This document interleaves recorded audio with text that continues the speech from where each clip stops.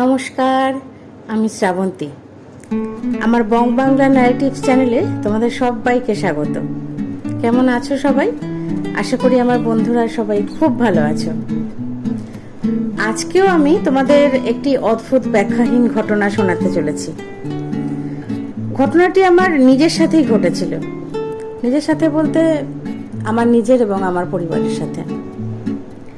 সরাসরি ভূত না দেখলেও তার উপস্থিতি উপলব্ধি করা যে কতটা ভয়ঙ্কর হতে পারে সেটি তোমাদের শোনাবো। তাহলে চলো ঘুরে আসি ভয়ের দুনিয়ায়। ঘটনাটি 2021 সালের। তোমাদের আমি আগেও বলেছি যে আমরা ঘুরতে যেতে খুব ভালোবাসি, বিশেষত পাহাড়ে। পাহাড়ের প্রতি রয়েছে আমাদের এক অমোঘ আকর্ষণ, যার টানে প্রতিবারই আমরা ছুটে যাই বিভিন্ন পাহাড়ি জায়গায়, মিশে যাই পাহাড়ের গায়ে ভেসে থাকা মেঘের দুনিয়ায়। সবুজের গন্ধ গায়ে মেখে প্রকৃতির মাঝে হারিয়ে যাই। এরকমই 2021 সালে আমরা আর আমাদের আর এক বন্ধুর ফ্যামিলি, এই দুই পরিবার বেরিয়ে পড়ি। এবারের গন্তব্য চারখোল, তিনচুলে আর সিটংয়ের একটি বিশেষ ভিউ পয়েন্ট। প্রথমে আমরা গিয়ে পৌঁছাই চারখোল। পাহাড়ের কোলে মেঘ মেঘে দাঁড়িয়ে আছে ছোট্ট গ্রাম চারখোল। অপূর্ব, যা ভাষায় তোমাদের প্রকাশ করতে পারছি না। এখানে দুদিন কাটিয়ে আমরা পৌঁছালাম এরপর তিনচুলে। চারিদিকে চা বাগান আর পাইন বনের মাঝে আমাদের কটেজ। এত সুন্দর প্রাকৃতিক দৃশ্য, অপূর্ব, এক কথায় অপূর্ব। তোমাদের বলতে গিয়ে সেই সৌন্দর্য আবার আমার চোখের সামনে ভেসে আসছে। এখানেও আমরা দুদিন ছিলাম। দিনগুলো যেন স্বপ্নের মতো পার হয়ে যায়। এরপর আমরা এসে পৌঁছালাম আমাদের শেষ গন্তব্যস্থল। এখানে আসার পর আমাদের আরো এক বন্ধুর ফ্যামিলি আমাদের সাথে এখানে যোগ দেয়। যে স্থানে আমরা শেষে এসে পৌঁছালাম, এখান থেকে কাঞ্চনজঙ্ঘাকে পুরো দু চোখ ভরে দেখতে পাওয়া যায়। আমরা যখন গিয়ে পৌঁছালাম তখন আকাশ পুরো পরিষ্কার। মোহময়ী কাঞ্চনজঙ্ঘা আমাদের কাছে ধরা দিল নয়নব্যাপী হয়ে। এরপর আমরা একটু ব্রেকফাস্ট করে নিয়ে সিটংয়ের আশপাশটা সাইট সিন করতে বেরিয়ে পড়লাম। দারুণ কাটলো দিনটা। সন্ধেবেলা চরম ঠান্ডা, যেখানে গিয়ে পৌঁছেছি সেই চরম ঠান্ডায় বাইরে আমরা সবাই একসাথে বনফায়ার করলাম। খুব মজা হয়েছিল, খুব। আমরা যেখানে গিয়ে উঠেছিলাম, মানে সিটংয়ের একটি বিশেষ জায়গা, বারবার করেই তোমাদের এভাবে বলছি, খুব স্বাভাবিক, খুব সঙ্গত কারণেই আমি সেই জায়গার নাম এখানে উল্লেখ করছি না, কারণ কাউকে ব্যক্তিগত আঘাত দেওয়া আমার উদ্দেশ্য নয়। আমি শুধু আমার সাথে ঘটে যাওয়া ঘটনা তোমাদেরকে শেয়ার করি। কিন্তু জায়গাটার একটু বিবরণ দিই তোমাদের, তাহলে বুঝতে সুবিধা হবে। একদম টপে ছোট ছোট 4টে কটেজ নিয়ে জায়গাটা। বাকি সব হোটেল বা কটেজগুলো এর থেকে অনেকটাই নিচে। আমরা যেখানে ছিলাম সেখানে অনেকেই সাইট সিন করতে আসে, কারণ জায়গাটা ছিল টপ ভিউ পয়েন্ট। আশা করি আমি মোটামুটি বোঝাতে পেরেছি। পুরো এক্সাক্ট জায়গার নাম আমি এখানে উল্লেখ করছি না। ফিরে আসি এবার মূল ঘটনায়। আমরা জানি পাহাড়ে রাতের খাবার খুবই তাড়াতাড়ি খাওয়া হয়, এখানেও এর অন্যথা হয়নি। আর একটা কথা এখানে বলে রাখি, 4টে কটেজ ছিল তো আমরা যেখানে বুকিং করেছিলাম, সেই 4টে কটেজের মধ্যে প্রথমটায় ছিলাম আমরা, আর 3 ও 4 নম্বরটায় ছিল আমার বাকি ওই দুই বন্ধু এবং তার ফ্যামিলি। আর আমাদের পরের যে কটেজটা, মানে 2 নম্বর কটেজটা, সেখানে অন্য একটি ফ্যামিলি বুকিং ছিল। আর কটেজগুলো সব আলাদা আলাদা ছিল। আলাদা আলাদা বলতে মানে এক কটেজ থেকে আর এক কটেজে যেতে হলে দরজা থেকে বাইরে বেরিয়ে কিছুটা হেঁটে পরেরটায় যেতে হবে। মানে একটা লম্বা করিডোর, তাতে যে পরপর সব ছোট ছোট কটেজ একসাথে করিডোর অ্যাটাচড, ওরকম নয়। সব আলাদা আলাদা কটেজগুলো একটা থেকে বেরিয়ে, বাইরে থেকে বেরিয়ে গিয়ে পরের দরজায় নক করে পরেরটায় ঢুকতে হবে। তো এরকম ছিল আমাদের কটেজের ডেসক্রিপশনটা তোমাদের দিলাম। তো যাই হোক, বনফায়ার করার পরে তো আমরা সবাই রুমে চলে এসেছিলাম। স্বাভাবিক, যত রাত বাড়ছে ঠান্ডাও তো তত বাড়ছে। তাই ডিনারও আমাদের ঘরেই আমরা আনিয়েছিলাম। বাকি বন্ধুরাও আমাদের রুমেই এসেছিল। ওনারা আমাদের ডিনার সার্ভ করে শুয়ে পড়েছিল, স্বাভাবিক, তার কারণ ওনারা অনেক ভোরে ওঠেন, সারাদিন কাজকর্ম থাকে, আর আমরা অনেক রাত করে সব কিছু করছি বলে তো ওরাও সেটাতে অভ্যস্ত সেটা তো নয়। তাই মোটামুটি 8টার মধ্যেই ওনারা ডিনার দিয়ে শুয়ে পড়েছিল। এরপর আমরা নিজেদের মধ্যে বেশ কিছুক্ষণ গল্পগুজব করলাম, তারপর খাওয়া দাওয়া করলাম। ডিনারে সেদিন দিয়েছিল রুটি, মাংস আর স্যালাড। আমাদের খাওয়া যখন শেষ হলো তখন রাত প্রায় 11টা। বুঝতেই পারছো, পাহাড়ি অঞ্চলে রাত 11টা মানে আমাদের প্রায় মাঝরাতের সমান আর কি ওদের। এরপরে বন্ধুরা ওদের রুমে ফিরবে, তাই দরজা খুলে বাইরে এলাম। বাইরেটা পুরো ঘুটঘুট করছে অন্ধকার, একদম গাঢ় কালো মিশমিশে অন্ধকার, মানে এতই অন্ধকার যে পাশের মানুষকেও চোখে দেখা যাচ্ছে না।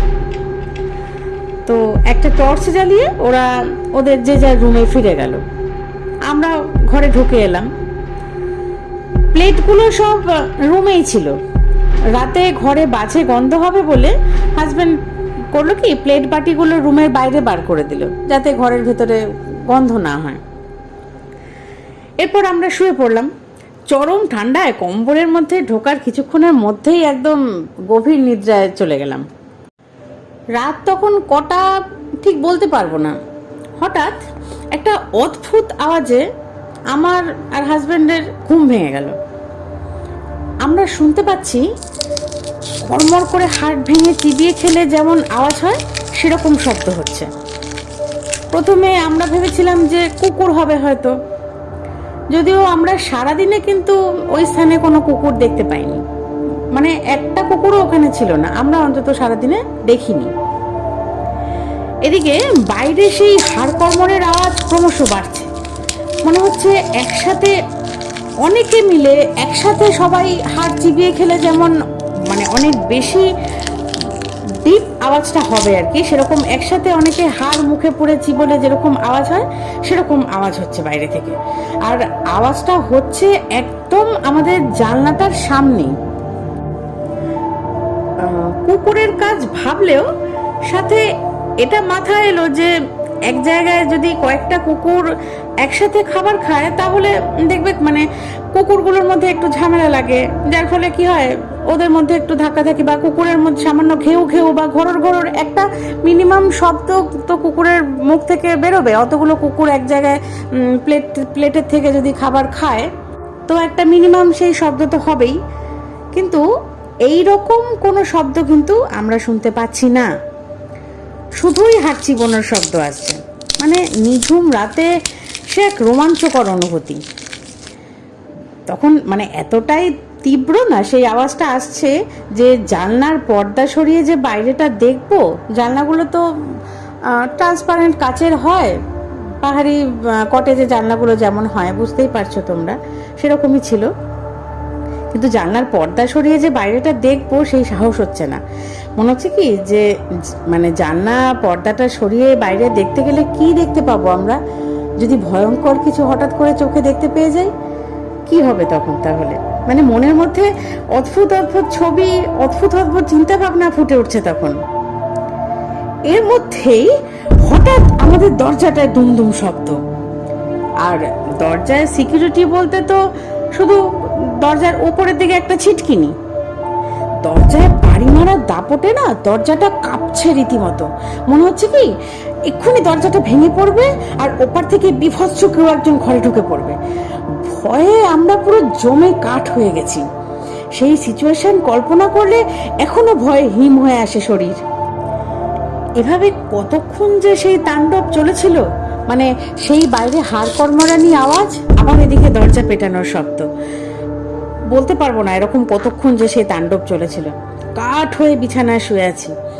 আমার মনে হচ্ছিল কি তখন, জানি না এটা আমার শুধুমাত্রই অনুভূতি নাকি অন্য কিছু সেটা বলতে পারবো না, কিন্তু মনে হচ্ছে কি বুকের উপরে কেউ চেপে বসে আছে। আমার দম নিতে প্রচন্ড কষ্ট হচ্ছিল, মানে পুরো মনে হচ্ছে বুকের উপরে চেপে ধরে কেউ গলা টিপে ধরলে যেরকম কষ্ট হয় সেরকম কষ্ট হচ্ছে, আমার দম নিতে প্রচন্ড কষ্ট হচ্ছে।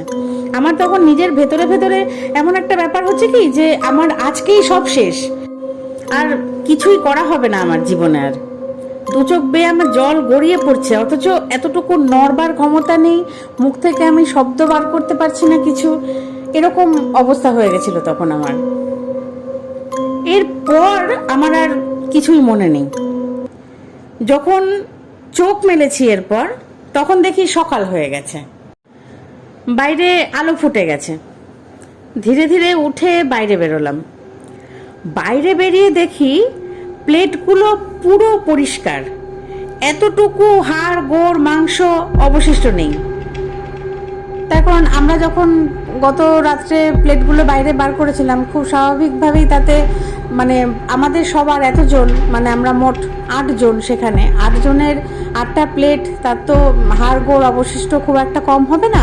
আর এছাড়াও রাত্রিবেলাতে সবটা খেতেও পারিনি, কিছুটা মানে 1-2 পিস মাংস বেঁচেও গেছিলো।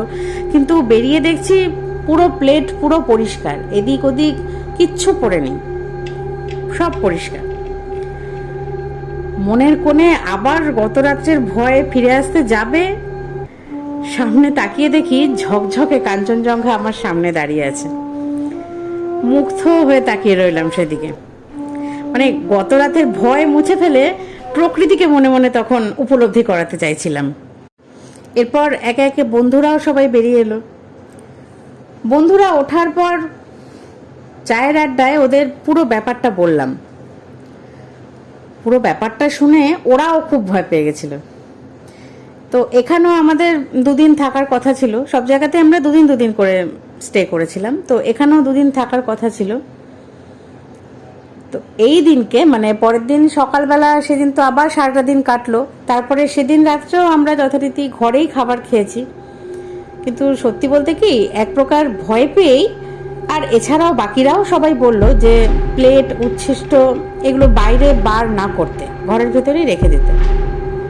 আমরাও না আর বার করিনি প্লেটগুলো, যে আবার যদি গত রাতের সম্মুখীন হতে হয়।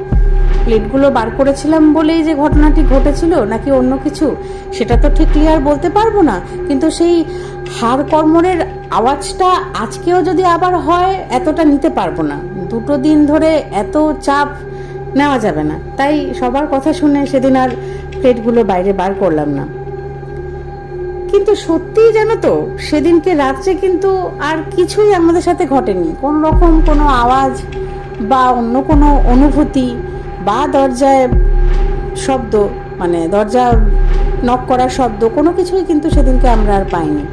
যেরকম নর্মাল বাকি জায়গাগুলো আমরা কাটিয়ে এসেছিলাম, সেভাবেও নির্বিঘ্নে রাতটা কাটলো। ভালো ঘুমও হয়েছিল সেদিনকে রাত্রে। তারপরে তো পরের দিন সকালবেলা আমরা ঘুম থেকে ওঠার পর ধীরে ধীরে রওনা দিয়েছিলাম আমাদের বাড়ি ফেরার উদ্দেশ্যে।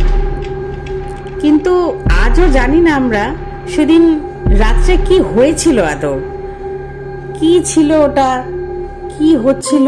দরজাটা যদি সত্যিই ছিটকিনিটা ভেঙে যেত তাহলে কি হতো জানি না। মানে এত একটা ভয়ের অনুভূতি কাজ করে, এখনো ভাবলে কাজ করে, তোমাদেরকে বলছি আর আমার সারা গায়ে কাটা দিচ্ছে। খুবই ভয় পেয়েছিলাম সত্যি সেদিনকে, আমরা দুজনেই খুবই ভয় পেয়েছিলাম। অথচ নিজেরা কিন্তু নিজেকে কোনো ব্যাখ্যা দিতে পারিনি যে এই ঘটনাটা ঘটেছিল তাই ভয় পাওয়ার কোনো কারণ নেই, এরকম কোনো ব্যাখ্যা আমরা দিতে পারিনি। তাই জন্যই সেই ভয়ের অনুভূতিটা না আজও রয়ে গেছে। পাহাড়ি নিস্তব্ধ পরিবেশে একটু সামান্য আওয়াজ হলেও সেটা প্রতিধ্বনিত হয়। আর এই হাড়কর্মরের আওয়াজটা এত তীব্র ছিল যা সত্যি ভয় পাইয়ে দেওয়ার মতো। কত কি ঘটে না আমাদের জীবনে। ঘুরতে গিয়ে তার আগের 2টো জায়গা এত নির্বিঘ্নে ঘুরে এলাম। সত্যি বলতে এই জায়গাটাও তো আমরা নির্বিঘ্নেই ঘুরেছি, কিন্তু সেদিন রাত্রে যে কি হলো, কিসের আওয়াজ হলো, কেন আওয়াজ হলো, অদ্ভুত ব্যাখ্যাহীন ব্যাপার, সত্যি আমাদের অজানা পুরো। তো তোমাদেরও আছে নাকি এরকম কোনো ব্যাখ্যাহীন ঘটনা, কোনো ভৌতিক ঘটনা? যদি তোমার বন্ধু, আত্মীয় স্বজন কারোর কাছ থেকেও কিছু ঘটনা তোমাদের জানা থাকে বা সংগ্রহ করতে পারো, আমাকে প্লিজ পাঠিও। ডেসক্রিপশন বক্সে আমার ইমেল আইডি দেওয়া আছে।